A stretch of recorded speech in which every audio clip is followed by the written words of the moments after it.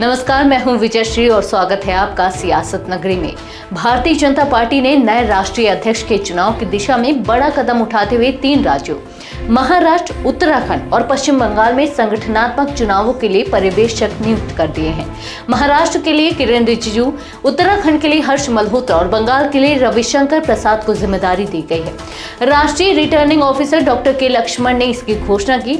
JP Nadda का कार्यकाल जनवरी 2023 में खत्म हो चुका था, लेकिन लोकसभा चुनाव के चलते इसे जून 2024 तक बढ़ाया गया। अब पार्टी के भीतर नए अध्यक्ष की तलाश जोरों पर है। संघ सूत्रों के मुताबिक संघ ने पहले ही पार्टी नेतृत्व के सामने नए अध्यक्ष के लिए अपनी अपेक्षाएं स्पष्ट कर दी थी।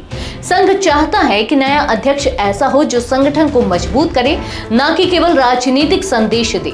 4 से 6 जुलाई के बीच दिल्ली में संघ की अखिल भारतीय प्रांत प्रचारक बैठक होने जा रही है, जिसमें मोहन भागवत, दत्तात्रेय होसबले समेत शीर्ष पदाधिकारी शामिल होंगे।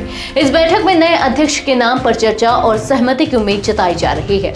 बीजेपी के भीतर यह भी चर्चा है कि नए अध्यक्ष के आते ही संगठन में व्यापक बदलाव होंगे।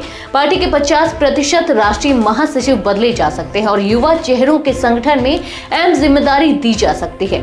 ऐसे पार्टी को 2029 की तैयारी की दिशा में एक नई धार मिलने की उम्मीद है। अब तक 14 राज्यों में संगठनात्मक चुनाव पूरे हो चुके हैं, लेकिन यूपी, गुजरात, महाराष्ट्र, मध्य प्रदेश, कर्नाटक और बंगाल जैसे बड़े राज्यों में अब तक प्रक्रिया अधूरी है। यही वजह है कि राष्ट्रीय अध्यक्ष का चुनाव फिलहाल रुका हुआ है। बीजेपी के संविधान के अनुसार राष्ट्रीय अध्यक्ष के चुनाव से पहले 19 राज्यों में संगठनात्मक चुनाव अनिवार्य है। इसी प्रक्रिया के तहत शुक्रवार को 3 राज्यों के लिए पर्यवेक्षकों की घोषणा की गई। सूत्रों के मुताबिक राष्ट्रीय अध्यक्ष की घोषणा तब होगी जब ये संदेश स्पष्ट रूप से जनता और कार्यकर्ताओं तक पहुंचे कि चुनाव पूरी पारदर्शिता और संगठनात्मक सहमति से हुआ है।